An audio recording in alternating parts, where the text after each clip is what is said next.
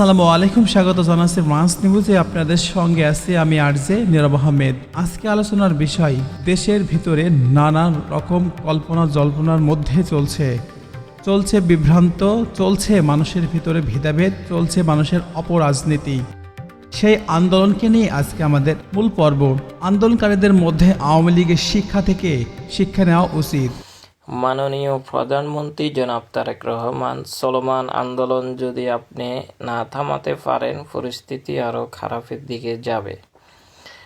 যদি এই আন্দোলনকে হালকাভাবে নেন, এতে পরিস্থিতি আরও খারাপ হবে। কারণ এখনকার যেসব শিক্ষার্থীরা, এরা জেনজি এবং তারা খুবই ভয়ানক। কারণ তারা 24-এ আন্দোলন করার পর থেকে তাদের দল থেকে বলা হচ্ছে জুলাই সনদ বাস্তবায়নের দাবি সংসদে আদায় না হলে রাজপথে ফায়সালা হবে।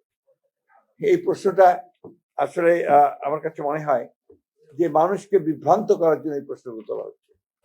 জুলাই সনদ তো আমরা স্বাক্ষর করেছি একসাথে, যে সমস্ত দলগুলো আমরা আন্দোলন করেছি একসাথেই স্বাক্ষর করেছি, এবং জুলাই সনদে প্রতিটি অক্ষর আমরা বারবার করে বলছি যে আমরাই বাস্তবায়িত করব।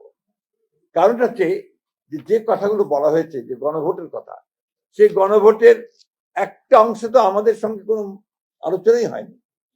যে কথাটা বলা হয়েছে, অর্থাৎ আমরা বারবার করে যে কথা বলতে চাচ্ছি যে আমরা এই যে উচ্চ কক্ষের অনুপাতিক হারে ভোট অনুপাতিক হারে যে আপনার প্রতিনিধিত্ব হবে, সেই বিষয়টাতে আমরা কখনোই একমত হইনি।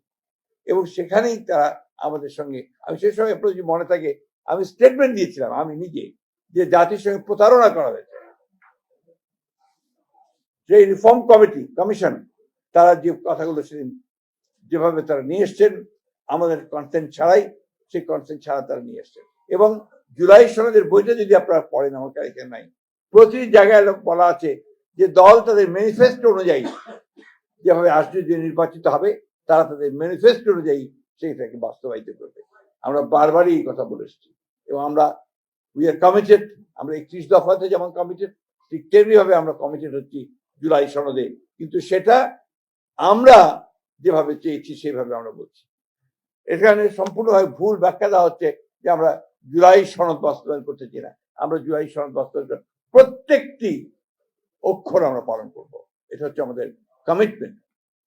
আমরাই তো সংস্কার এনেছি। সংস্কারের কথা বলে, সংস্কার এই দেশে কারা এনেছে? বিএনপি এনেছে। একদলীয় শাসন ব্যবস্থা থেকে বহুদলীয় গণতন্ত্রের বিএনপি নিয়ে এসেছে। প্রেসিডেন্সিয়াল ফর্ম অফ গভর্নমেন্ট থেকে পার্লামেন্টারি ফর্ম অফ গভর্নমেন্টে বিএনপি নিয়ে এসেছে। আপনি তত্ত্বাবধায়ক সরকার। আমরা আন্দোলনে আসছি, দরকার আছে আমাদের ভাই বেড়াদার আসছে, আমার ভাই আছে। আপনি ক্লাস 10-এ পড়েন, আপনার ভাই কোন ক্লাসে পড়ে? আমার ভাই মেট্রিক পরীক্ষা দিব এবার। ডিপ্রেশন। আন্দোলন কেন জানেন? কেন আন্দোলন? ওই যে শিক্ষামন্ত্রী কি বলছে শুনেন না আপনারা? এই শিক্ষার্থীরা আন্দোলন এসে কি চায়? কি চায় ওরা? কি বলছে?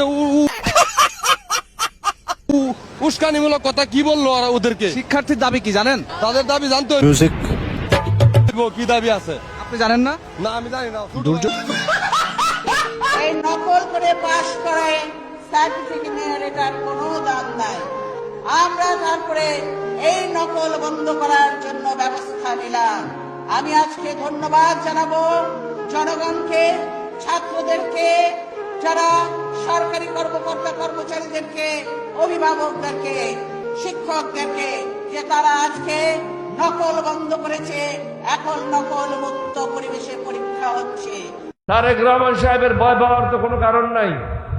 আপনি 2বার প্রধানমন্ত্রী থাকতে পারবেন, 2বার রাষ্ট্রপতি থাকতে পারবেন, 20 বছর সুযোগ পাবেন। আর কয় বছর দরকার? তাহলে যারা আপনাদেরকে কুপরামর্শ দিচ্ছে তাদের কথা কেন শুনছেন? সংস্কারগুলি প্রয়োজন দেশের মঙ্গলের জন্য। এটা কোনো জমাতের জন্য না, 11 দলীয় জোটের জন্য না। আপনি 2 দিন আগে আমি শুনেছি, কতদূর সত্য বা মিথ্যা আমি জানি না, কোন একটা আর্মির ফাংশনে আপনি বলেছেন যে সংস্কারগুলি আপনি অক্ষরে অক্ষরে পালন করবেন। তাহলে আপনি সেটা যত দ্রুত সম্ভব করেন না কেন? চারিদিকে শত্রু রেখে আপনি বাঁচতে পারবেন না, আপনি রেহাই পাবেন না। আপনি অন্তত বিরোধী দলের সাথে বন্ধুত্ব করেন। বিরোধী দলের সাথে বন্ধুত্ব করার একটাই শর্ত, সেটা হলো আপনারা আমরা মিলে যে দস্তখতটা করেছি সেই দস্তখতটা হলো জনগণের পক্ষ থেকে এবং জনগণের রায়ের মাধ্যমে অনুমোদন দেওয়া হয়েছে। আপনারা পাকিস্তানি লোক, পাকিস্তানে পাঠিয়ে দেব। আমি পাকিস্তানি, জয় বাংলা, ওই জয় বঙ্গবন্ধু। আমি পাকিস্তানি। ডিসেম্বর মাসে যদি আপনার নেত্রী যদি আসে, তার জন্য আমিও ফুলে মালা রেডি করে রাখতেছি। আমাদের নেত্রী আসবে, আপনার নেত্রী আসুক কেন ভাই? অবৈধভাবে ঘোষণা, এটা আমি মারতে চাই, তারেক রহমানকে বাঁচতে চাই।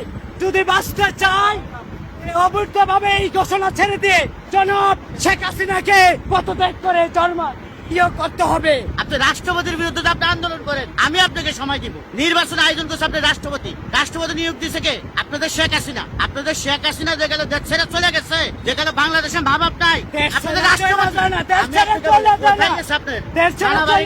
আনাবাড়ি গেছে। ওনার বাবাকে মারা হয়েছে, এইভাবে বাবাকে মারা হয়েছে, ওনাকে মারার চেষ্টা করেছে 22 বার। আমরা প্রতিবাদ করতে চাই। 22 বার যদি মারা যদি চেষ্টা করে, আপনি যান, যে প্রধান উপদেষ্টা নিয়োগ দিচ্ছে তার বিরুদ্ধে আন্দোলন করেন, যে নির্বাচন আয়োজন করছে তার বিরুদ্ধে আন্দোলন করেন। ওই সময় তো বিএনপি তো কোনো ওইখানে কোনো ভূমিকা ছিল না, ভূমিকা ছিল রাষ্ট্রপতির প্রধান উপদেষ্টা। নির্বাচন দিছে, মানুষ ভোট দিছে, বিএনপি ক্ষমতা আইছে। এখানে আপনি তারে কিভাবে আপনি অবৈধ বলেন? আমি অবৈধ বলতে চাই। কিভাবে আপনি অবৈধ বলতে চান? আজ আমি জয় বাংলা স্লোগান দেওয়াতে আমার রক্ত কেটে দিয়েছে। জয় বাংলা স্লোগান তো আপনার রাষ্ট্রপতি দিচ্ছে। আপনার রক্ত কোন জায়গা থেকে? আমার রোগ এই তার থেকে আমার কেটে দিয়েছে, তাই জন্য আমি সস্তন্ত পাবে এটার বিচার চাই। ওই দেখে এখান থেকে আমার রোগ কেটে দিয়েছে। বাংলাদেশের মাঝে সাজেই করতে কথায় কথায় বাংলা ছাড়, বাংলা কি তোর বাচ্চাদার? কথায় কথায় বাংলা ছাড়, বাংলা কি তোর বাচ্চাদার? এই দেশ আমার দেশ, বাংলাদেশ বাংলাদেশ, এই দেশ আমার দেশ। এই আবু সাইদ যখন বসে পড়েছিল, তাকে তার বন্ধুরা হাসপাতালে নিতে 3 ঘন্টা দেরি করেছে। এই 3 ঘন্টার মধ্যে তাকে মেরেছে। আবু সাইদকে এরা নিজেরাই মেরে জুলাই যোদ্ধা হিসেবে, জুলাই শহীদ হিসেবে প্রমাণ করেছে। আবু সাইদের আবার ময়না তদন্ত করা হোক, কারণ এই আবু সাইদের মৃত্যুর সময় তাকে গুলি করা হয়েছে এবং বলা হচ্ছে যে পুলিশের গুলিতে তিনি মরেছেন। কিন্তু আমরা দেখেছি যে পুলিশ তো রাবার বুলেট ছুঁড়েছে, তাহলে রাবার বুলেটে তো কারো মৃত্যু হওয়ার কথা না। খুব কাছে থেকে যদি রাবার বুলেট আপনার এই আবু সাইদকে জুলাইয়ের প্রথম শহীদ বলে দাবি করেছে, আমি আপনাদের কাছে প্রশ্ন রাখতে চাই, তিনি কিভাবে শহীদ হন? যে মানুষটা কিভাবে মারা গেল বিগত 2 বছর পরে আমরা আজও সেই বিষয়টা পরিষ্কার হতে পারিনি। আমরা বলবো যে পুলিশ সদস্যকে কাছে ঝুলিয়ে রাখা হয়েছিল সেই পুলিশ সদস্য শহীদ, আবু সাইদ শহীদ না। আমরা যখন পরিষ্কার হব আবু সাইদের সঠিক মৃত্যুর কারণ, তখন নতুন ধারা বাংলাদেশ এনডিপি এবং নতুন প্রজন্ম সিদ্ধান্ত নেবে তাকে শহীদ বলবে নাকি জঙ্গি বলবে। জুলাই অভ্যুত্থান একটি ধোঁকাবাজির অভ্যুত্থান। সেই অভ্যুত্থানে বিভিন্ন সময় বিভিন্ন সংবাদ মাধ্যম, বিভিন্ন সংস্থা এক এক সময়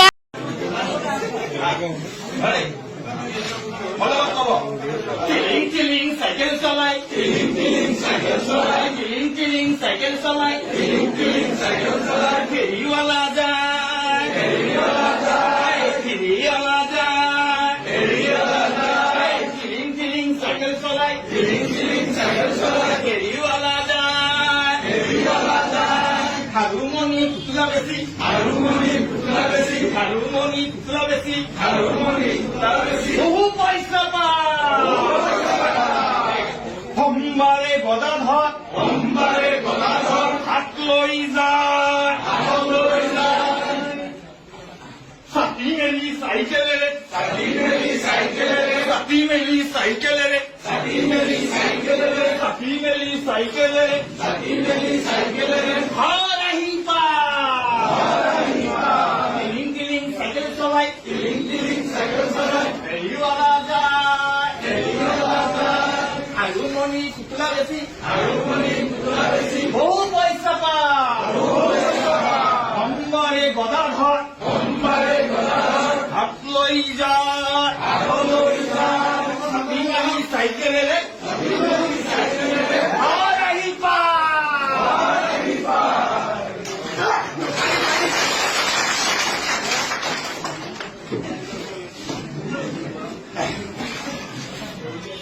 কিন্তু মূল যে হোতা যিনি ছিলেন ফারজানা আক্তার লতা, তিনি হচ্ছে পলাতক ছিলেন। তো এই কয়দিন পরে আমরা তথ্য প্রযুক্তি সহায়তা এবং ছায়া তদন্ত করার পর আমরা তাকে নারায়ণগঞ্জের রূপগঞ্জ থেকে খাস কামালকাঠি নামক একটা জায়গা থেকে আমরা তাকে মানে গ্রেপ্তার করতে সক্ষম হই আর কি। তো এটা সিপিএসসি নরসিংদী টিম খুব এবং র্যাব 11 এটার পিছনে আমরা অনেকদিন ধরে লেগেছিলাম যে যখন থেকে এই ঘটনাটা ঘটে। তো খুব দ্রুত গতির সাথে দ্রুততার সাথে আমরা তাকে আটক করতে সক্ষম হই। তো ঘটনার পরিপ্রেক্ষিতে আপনাদের জানার দরকার, সেটা হচ্ছে যে এই ঘটনাটা মূলত ঘটে কিন্তু আপনার 11 তারিখ ঘটনা ঘটে এবং 14 তারিখে আপনার এই ঘটনাটা ভাইরাল হয়। তো এর ভিতরে অপর যে 2 আসামি ছিল, সেই আসামি তাদের এই যে ভিডিওটা ডিলিট করার জন্য বিভিন্ন রকম ভাবে তারা কথাবার্তা বলছে এবং বলার পরে যখন এই ভিডিওটা মানে আপনার ভাইরাল হয় তখন কিন্তু পুরো বাংলাদেশ জুড়ে একটা ব্যাপক আলোচিত একটা ঘটনা তৈরি হয়। তো এই ঘটনা নিয়ে আপনার হচ্ছে যে মামলাটা হয় সেটা হচ্ছে আপনার 2013 সালে যে শিশু আইনটা আছে আমাদের 70 ধারাতে মামলা হয়। এছাড়া আপনার 201, 109 এবং 34 ধারা মোতাবেক এখানে মামলা হয়। এখানে 2 জন আসামি আপনার অ্যারেস্ট আছে এবং আজকে আমরা প্রধান যে আসামি ফারজানা আক্তার লতাকে আমরা গ্রেপ্তার করি। ধন্যবাদ। এই যে স্কুল ছাত্রী কোর্ট, এই যে দেখেন 14 বছরের স্কুল ছাত্রী কোর্ট, এই যে বড় নেতার সাথে নেতা জোর করে নিয়ে আসছে স্কুল ছাত্রীকে। এখন আপনারা এই নেতাকে কি শাস্তি দেওয়া যায় অবশ্যই কমেন্টে জানাবেন। দর্শক, ময়ূরের পাওয়া গেছে। এটা তো ময়ূরম না? ময়ূরম, তোমার আমি খুঁজতেছি আমি। বলেন ভাই। তোমার ভিডিও করার পরে সবাই পাগল হয়েছে তোমার জন্য। কি লেগে ভাই? কি লেগে মানে?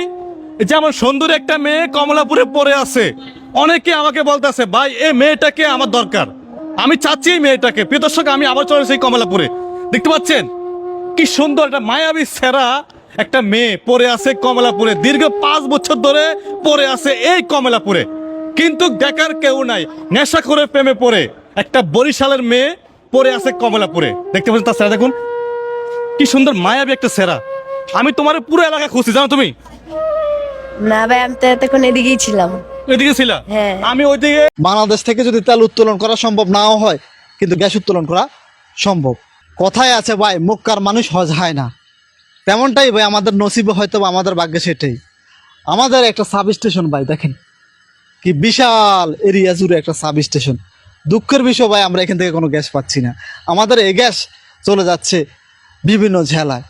আর আমরা যখন এটা নিয়ে আন্দোলন করি, প্রতিবাদ করি, আমাদের মতো অনেকে কিন্তু আমাদেরকে অনেক কথাই বলেন আমরা নাকি গুজব ছড়াই। কিসের গুজব ভাই? একটা সাব স্টেশন থাকা সত্ত্বেও কেন ভাই আমরা গ্যাস পাবো না? আপনারা কিন্তু অনেকেই জানেন, বাংলাদেশ থেকে যদি তেল সংসদ নির্বাচনে নির্বাচিত প্রতিনিধিগুলোর সমন্বয়ে একটি সংবিধান সংস্কার পরিষদ গঠন করা হবে।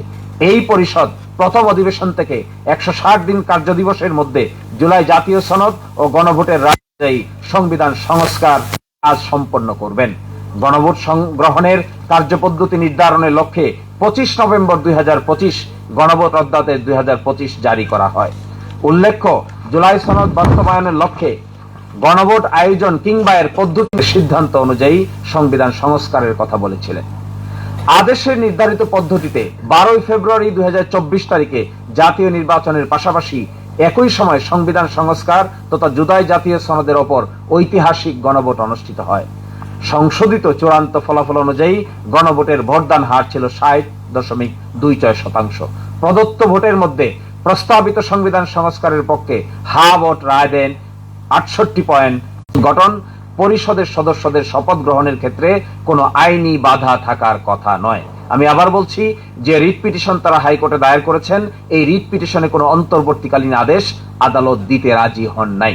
যেহেতু কোনো অন্তর্বর্তীকালীন আদেশ নাই, সুতরাং জুলাই জাতীয় সনদ সংবিধান সংস্কার বাস্তবায়ন সরকারি দলীয় নির্বাচিত সংসদ সদস্যরা সংসদ সদস্য হিসেবে শপথ গ্রহণ করলেও সংবিধান সংস্কার পরিষদের সদস্য হিসেবে শপথ গ্রহণ করতে অস্বীকৃতি জ্ঞাপন করেন। এর মাধ্যমে জুলাই জাতীয় সনদ বাস্তবায়ন আদেশ 25-এর বিধান সুস্পষ্টভাবে লঙ্ঘন করা হয়। কমিশন অধ্যাদেশ বিলুপ্ত করা হয়, গণভোট অধ্যাদেশ বিলুপ্ত করা হয়। অপরদিকে স্থানীয় সরকার সংক্রান্ত ক্রান্তিকালীন অধ্যাদেশ সমূহে যেগুলোতে স্থানীয় সরকারের পরিবর্তে প্রশাসক নিয়োগ করার বিধান সংযোজন করা হয়েছিল, সেগুলো সংসদে বহাল তবিয়তে পাশ করা হয়। সম্প্রতি দেশের সর্বোচ্চ আদালত মাননীয় আপিল বিভাগ ৫ম সংশোধনীর মামলার সংশোধনী বাতিল। একজন বলেছেন আমরা সব কিছু আগে মেনে নিয়েছি যাতে বুটটা হয়ে যায়, মানে বুট হয়ে পকেটে ঢুকে যায়। আরেকজন বলেছেন টুল মওকুফের কথা বলেছিলাম আসলে বুট পাওয়ার জন্য। লা হাওলা ওয়ালা কুওয়াতা ইল্লা বিল্লাহ। রাজনীতিবিদরা যদি এইরকম জাতির সাথে প্রতারণা করে তাহলে এ দেশের মানুষ যাবে কোথায়? যারা দেশ চালাবে, দেশের জন্য আইন এবং নীতি তৈরি করবে, তাদের মিনিমাম একটা নৈতিক মানদণ্ড থাকা উচিত। ইলেকশনের আগে তারাও বললেন, আমরাও বললাম, সবাই গণভোটে হা বলুন। জনগণ 70% মতো হা বলল। এখন তারা বলেন যে 51% মানুষ আমাদেরকে রায় দিয়ে পাঠিয়েছে, আমরা এটা মানব না, কারণ আমরা সংখ্যাগরিষ্ঠ। তো 51 বড় না 70 বড়? আপনাদের দাবি যদি মেনেও নেই, কিভাবে ভোট পেয়েছেন সে বিতর্ক থেকে গেল ইতিহাসে। পাইছেন কি পান নাই, হিসাব কিভাবে মিলাইছেন জনগণ জানে। 3.5 ঘন্টা ব্ল্যাক আউট করে কি করা হয়েছে জনগণ বুঝে, এবং এর জন্য রাজসাক্ষীও পাওয়া গেছে, কোনো অসুবিধা নেই। ইতিহাস অবশ্যই এটাকে পর্যালোচনা করবে ইনশাআল্লাহ, এবং যার যার পাওনা সবাই সময় মতো পেয়েও যাবেন ইনশাআল্লাহ।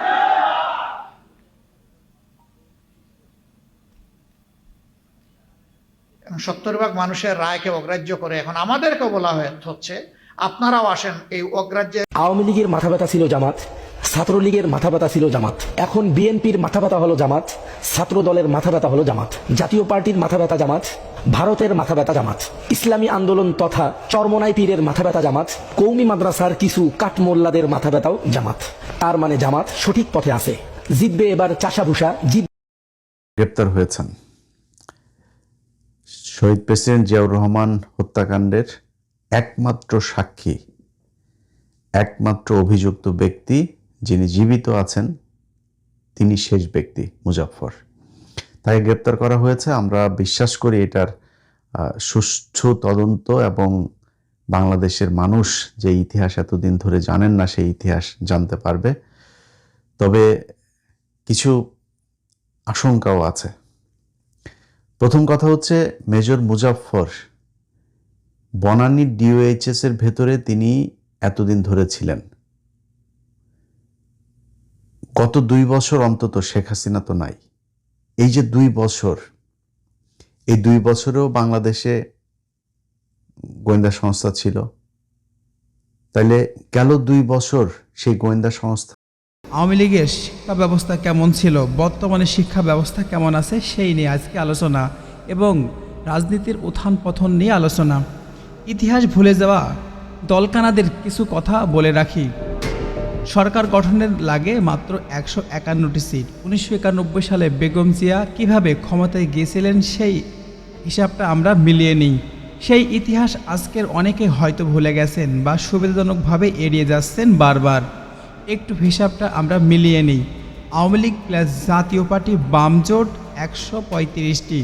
সরকার গঠনের তখন প্রয়োজন ছিল জামায়াতের 19টি সিটের সমর্থন। তৎকালীন সত্য ঘটনা। ক্ষমতা পাওয়ার জন্য হাসিনা নিজে গোলাম আজমের বাসায় গিয়ে দেখা করেছিলেন, তসবি না জায়নামাজ সহ উপহার দিয়েছিলেন এবং 5টি মন্ত্রিত্ব নাগরিকত্ব ফেরত দেওয়ার লোভনীয় অফার দিয়ে সমর্থন চেয়েছিলেন। কিন্তু জামাত সেই প্রস্তাব ফিরিয়ে দিয়ে নিঃশর্তভাবে বিএনপিকে সমর্থন দেয় এবং বেগম জিয়া সরকার গঠন করে। শহীদ জিয়া বা বেগম জিয়া কখনোই জামাত বিরোধী কখনো বক্তব্য দেননি, অথচ আজ এক শ্রেণীর তথাকথিত বিএনপি নেতা ভারতের প্রেসক্রিপশনে জামাত বিরোধিতা মেনে নিতে মেতে উঠেছেন। তারা অত্যন্ত দুঃখজনক বিষয়। শিলং সালাউদ্দিন, ইতিহাস বিকৃত করা বন্ধ করুন, সত্যকে স্বীকার করে মেনে নিন, জুলাই সনদকে বাস্তবায়ন করুন, গণভোটকে হাঁ দিন, জনগণের জনকণ্ঠকে দামি দিয়ে কখনো সত্যকে ধামাচাপা দেওয়া যাবে না। আপনারা আন্ডার মাইন্ডলেসার দেশের জন্য অত্যন্ত ক্ষতিকর বয়ে আনবে।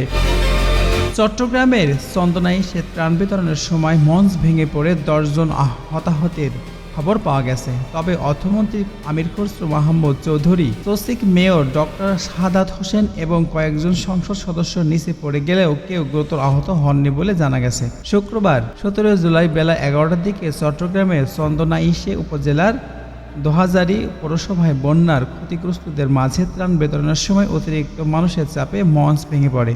পরে অর্থমন্ত্রী পুনর্নির্ধারিত কর্মসূচির অংশ নিতে সাতকানিয়া উদ্দেশ্যে রওনা হন।